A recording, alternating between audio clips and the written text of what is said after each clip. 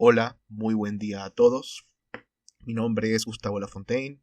Soy licenciado en psicología, soy profesor universitario, especialista en análisis de datos, investigador de la Universidad Católica Andrés Bello, y el día de hoy vengo a compartir con ustedes algunos tips e ideas sobre las discusiones de resultados. Este contenido que vamos a trabajar el día de hoy está siendo grabado en formato de podcast, y aunque va a estar acompañado de imágenes para ayudar y facilitar el consumo del material, no es necesario verlo directamente. Así que pueden colocarlo en el fondo, pueden escucharlo mientras van manejando. Así que siéntate, relájate y bueno, comencemos.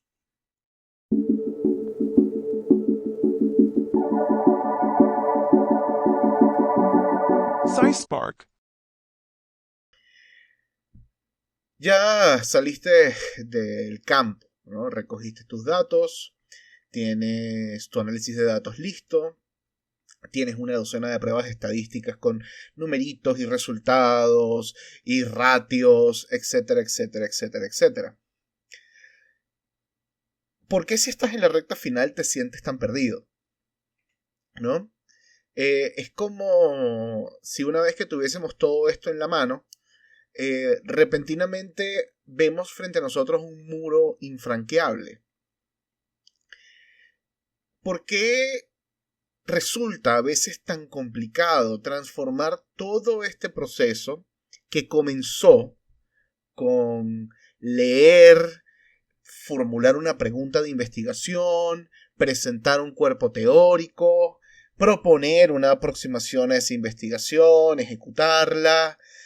¿Por qué? No, si ya pasamos por todo lo que es tan difícil, repentinamente volvemos otra vez a decir, oye, ajá, ¿y ahora qué? Y es porque la discusión de resultados es posiblemente una de las partes más sencillas, pero también más complejas. Es sencillo porque básicamente ya tenemos todos los ingredientes, ¿no? Es una receta, tenemos las instrucciones, tenemos los ingredientes sobre la mesa, pero es complejo porque, como pues bien cabe, ¿no? El ejemplo de la cocina, todos sabemos que combinar y mezclar ingredientes requiere de un cierto arte, lo que llamaremos aquí un trabajo intelectual. Comencemos con lo básico, ¿no? ¿Qué es la discusión de resultados y qué son las conclusiones? Esta conversación que voy a tener con ustedes, voy a tratar de que abarque tanto la investigación cuantitativa como la investigación cualitativa. Si caigo en el error de utilizar algún término indebido en alguna de estas tradiciones, me disculpo de antemano. Pero quiero que hagamos el esfuerzo de tratar de mantener estas dos aproximaciones diferenciadas, reconociendo que hay ciertos puntos en común, sobre todo en lo que se refiere a la producción de un documento final que se le va a entregar a alguien. En la discusión de resultados, nuestro trabajo es interpretar y analizar los resultados que hemos obtenido en nuestra investigación. No basta simplemente con presentar la cifra y el dato, porque si ese fuese el caso, con llegar a análisis de resultados estaremos listos. No. Esto es un ejercicio de traducción. Esto es un ejercicio como... Piensen ustedes cuando alguien está hablando en televisión y tenemos un traductor en un sistema de señas. Ese es nuestro trabajo. Convertir el dato numérico, convertir el resultado de un análisis estadístico o convertir los verbatim de nuestros participantes y su manera de hablar con sus neologismos y sus características personales en una manera o en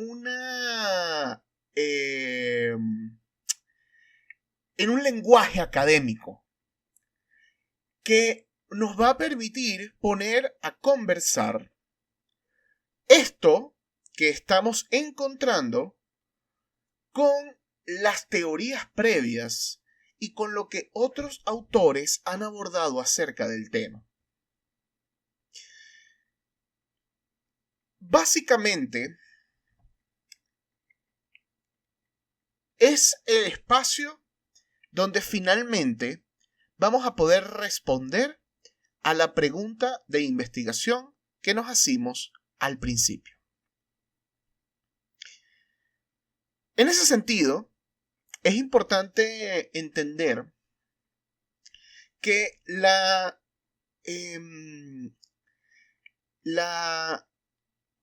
discusión es un trabajo de hormiguita que empezó en el primer momento en que ustedes se sentaron a investigar lo que sea que estén investigando. Y esto aplica tanto para lo cuantitativo como lo cualitativo. Desde el momento en que yo empiezo a construir un marco, sea este un marco teórico o un marco referencial, ya yo estoy sentando la base para una discusión de resultados. Específicamente, quiero tocar parte por parte qué aspectos debemos tomar en cuenta en cada uno de estos eventos o estos momentos de nuestra investigación. Y cómo hacer un poquito de trabajo previo nos va a ayudar a construir luego una excelente discusión que va a permitir sellar con broche de oro todo nuestro trabajo. Comencemos con el planteamiento del problema y el marco teórico. Como ustedes saben, el marco teórico en la investigación cuantitativa es, valga la redundancia, es un marco de referencia, es un marco donde expongo las explicaciones que hay, no solo sobre mi fenómeno de estudio, sino las relaciones que tiene ese fenómeno o la variable central de mi investigación con otras variables. Por ejemplo, si yo estoy haciendo un trabajo sobre depresión y mi marco teórico explora a profundidad el modelo de depresión cognitivo de Aaron Beck, allí estoy declarando, estoy diciendo que esa es la manera en la que yo voy a entender lo que es la depresión. Estoy diciendo que las relaciones que Aaron Beck ha postulado son las relaciones que a mí me interesan. Ahora, además del contenido teórico, también tenemos el contenido empírico, otros hallazgos similares, parecidos, que otros investigadores han encontrado acerca de nuestro trabajo. Aquí lo primero es que es muy importante distinguir lo que son estas teorías generales de lo que son estos hallazgos que podríamos decir son más locales. Esto tiene mucho que ver con el tema de los niveles de evidencia, programas de investigación. Con eso nos referimos pues básicamente a cuál es la tesis central de una teoría, cuáles son los estudios que orbitan alrededor de esa teoría. En general, véanlo de esta manera. La teoría es mucho más grande, es más generalizable y adicionalmente está acompañada de un enorme cúmulo de trabajo empírico por detrás. Pero en general son observaciones o son argumentos de carácter general, ¿no? No es decir 300 personas pensaron de esta manera o 300 personas actúan de esta manera. Es decir, la gente actúa de esta manera. En contraparte, la investigación o la evidencia empírica es mucho más local. Es evidencia que puede aportar o puede, que de todas siempre aporta el conocimiento científico. A veces respaldando una teoría, a veces presentando evidencia que dice, oye, algo está pasando aquí que hace que esta teoría no se sostenga. ¿Qué ojo con eso?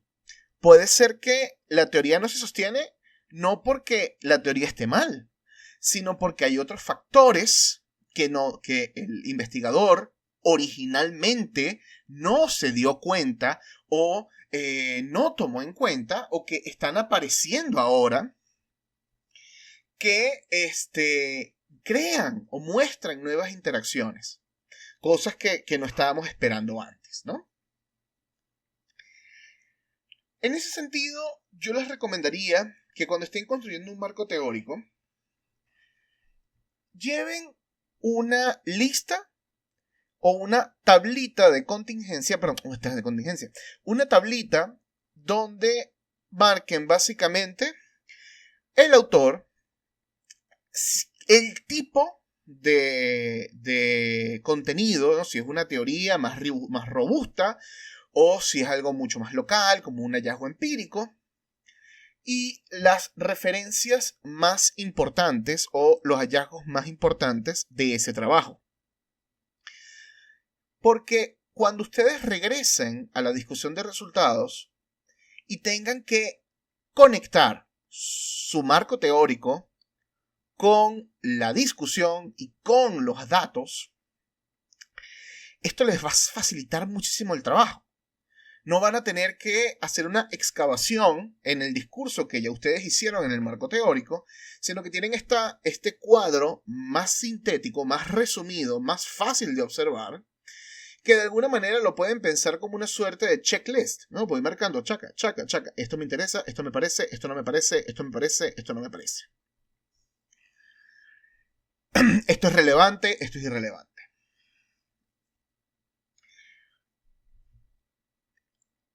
Recuerden que la pregunta de investigación deviene naturalmente de nuestro marco teórico. Por tanto, nosotros encontramos un vacío en la teoría que estamos tratando de responder. Y la discusión es el espacio donde finalmente lo vamos a responder. Así que háganse ustedes la pregunta. ¿De dónde viene mi pregunta de investigación? ¿Cuáles son los autores que me permitieron a mí hacer esta pregunta? ¿Qué vacíos teóricos tenían estos investigadores?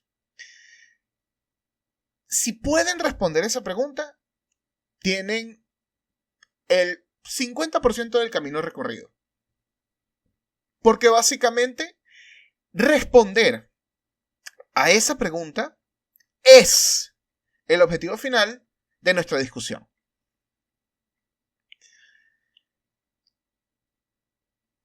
Por el contrario, si estamos hablando de un marco referencial, recordemos que el marco referencial no es tan estricto en términos teóricos y es más bien una contextualización. Lo que eso quiere decir es que el marco referencial nos muestra una mirada del contexto donde están ocurriendo las cosas, de las maneras en las que los investigadores, la ciencia, la academia y la gente está hablando sobre el fenómeno que vamos a estudiar. En ese sentido, todo lo que dije hasta ahora sobre el marco teórico también aplica para esto. Se supone que en el marco referencial también aparecen dudas, nos aparecen preguntas, nos aparecen ideas, formas de hablar, y nosotros también podemos ir llevando un rastro de eso. Un rastro que definitivamente vamos a rescatar a la hora de la discusión. En ambos casos estamos haciendo lo mismo. Estamos contextualizando. En el marco teórico estamos contextualizando nuestros resultados dentro de un universo de teorías. En lo cualitativo estamos contextualizando nuestros hallazgos en un momento histórico y frente o como respuesta a los discursos que existen alrededor de nuestro tema. Entonces, para sintetizar, primer dato, marco teórico. Lleven un registro de todos los autores que han utilizado y las evidencias que estos autores proponen, haciendo especial hincapié en los autores que les permitieron a ustedes levantar una pregunta de investigación. Sobre el método. El método también es importante para nosotros. Comencemos por lo sencillo. Recordemos que las distintas investigaciones tienen distintos alcances. Sobre todo, esto lo hablamos mucho en el marco de lo cuantitativo. Hablamos de investigaciones exploratorias, investigaciones descriptivas, relacionales o causales. O explicativas, perdón. En tal sentido, el alcance de nuestros resultados solo puede llegar tan lejos como el alcance de nuestra investigación. En otras palabras, si yo me propuse a hacer un estudio no experimental y mi prueba estadística, por ejemplo, es una de las más sencillas, una tabla de contingencia o una correlación de Pearson, que nos muestra que hay relaciones entre cosas, pero no mucho más, entonces ya yo sé que mi discusión no puede ser acerca de una explicación de por qué pasa algo. Mi discusión va a tener que orbitar alrededor de conceptos como relacionado, como aparición conjunta, como los cambios de una variable y los cambios de otra variable. Buscar quizás un factor común en nuestras teorías que nos permitan explicar esa varianza compartida.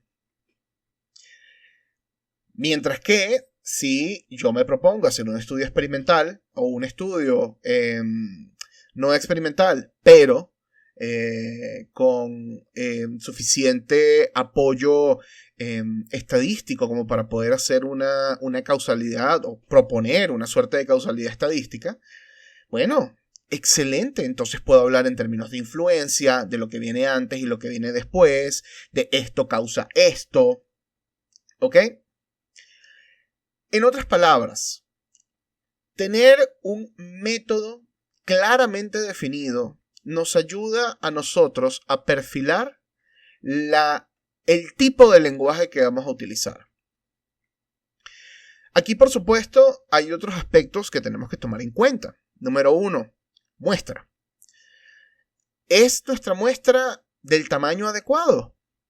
Esto sobre todo, por supuesto, en lo cuantitativo, pero también en lo cualitativo.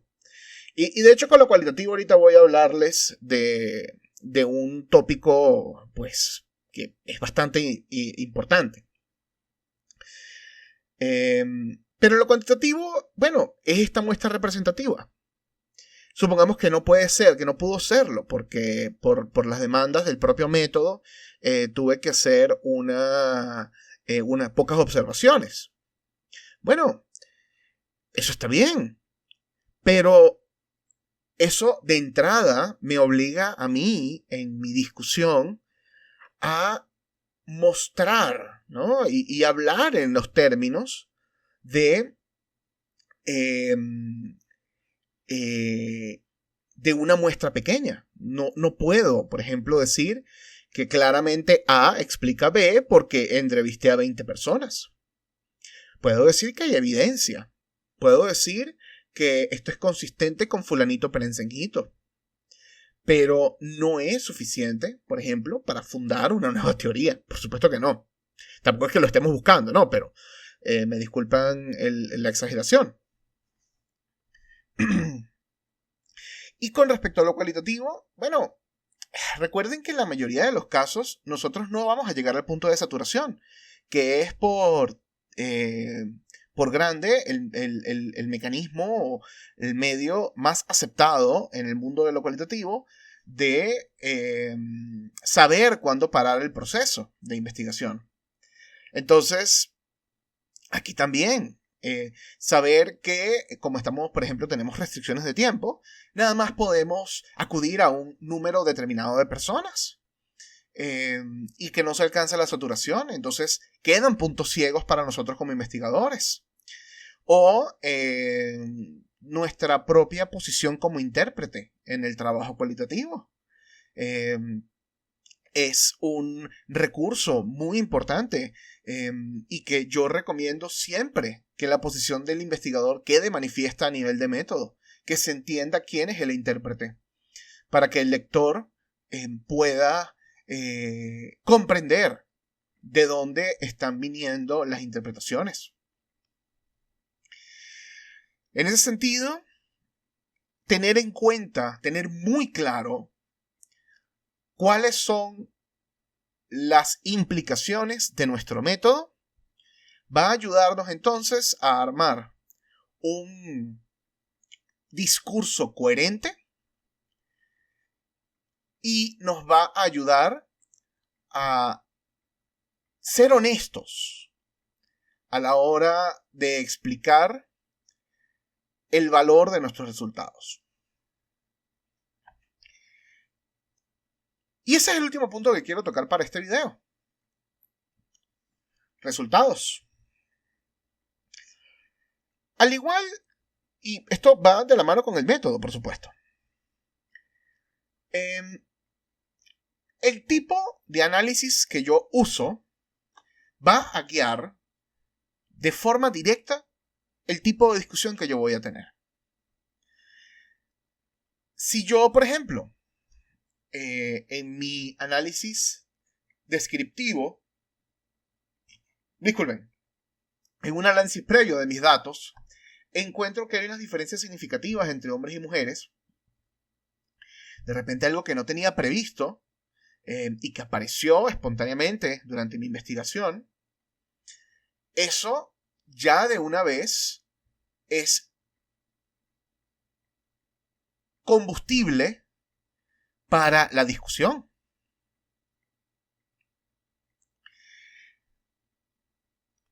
Aquí, obviamente, hay más técnicas y más resultados de lo que me daría tiempo a explicar.